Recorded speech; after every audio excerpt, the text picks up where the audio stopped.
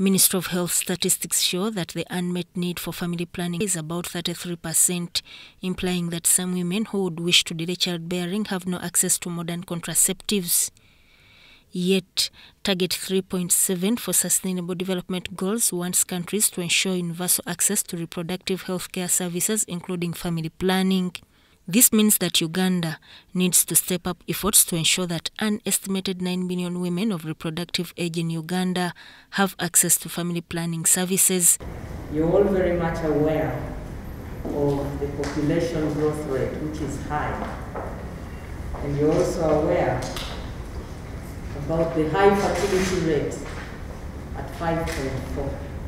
That's approximately 6 children a woman, which is also quite high. Fertility, how many children do women produce, and then mortality, how many people die. As you can imagine, COVID has an impact which is negative on both, because as you can see with the teenage pregnancies, they have gone up in the country because of COVID. And so that will drive the population growth upwards away from what we would have wanted. Fertility goes up, and yet we are starting to see it coming down. So there is a negative point. The use of contraception is high on agenda because Uganda's population growth rate is 3.02%, one of the highest in the world. For instance, Chiboga district in Central Region, one of the densely populated districts, has had its population grow steadily since 2018. Here at Chiboga Hospital, we meet Harriet Namusisi, a mother of 2 children who has never used family planning. I ever had. I'm not using family planning since I'm married. Promoters of this and the sponsors and the donors at once should concentrate most of their focus on fighting the low levels of education of the women and the girls. An educated lot of the local populace would not actually be gullible to be used by men, or rather be manufacturing as many children as possible without thinking twice about how qualitative it will be in raising these children, because it's all about a quality population. Chiboga District Woman Member of Parliament Kaya Christine wants government to put contraception services at every parish to reduce the unmet need for family planning. Some of these areas, at least every parish should have an area, especially for family planning services.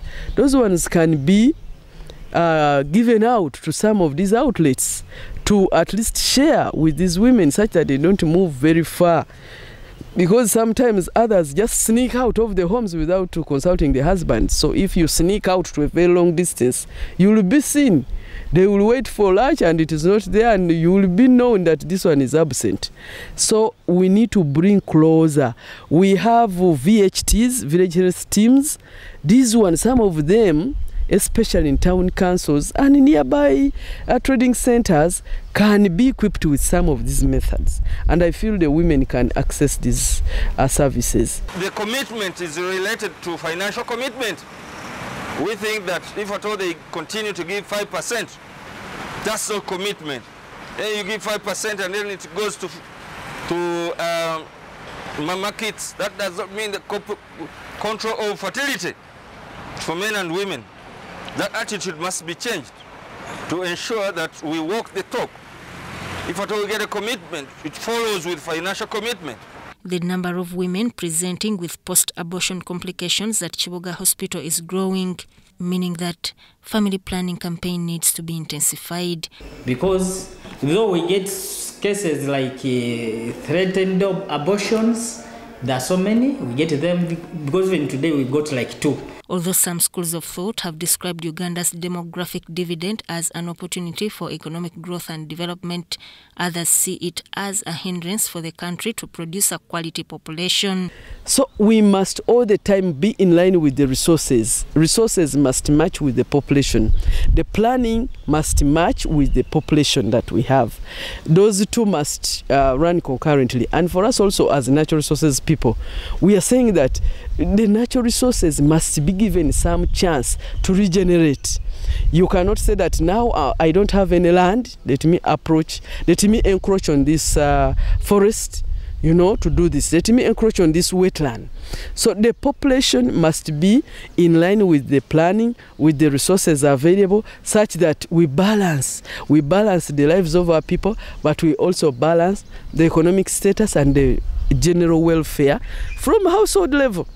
Resources need to be injected in the health system to maintain a healthy population, but also education to produce a robust human resource. Sudat Kaye, Sarah Natolo, UBC News.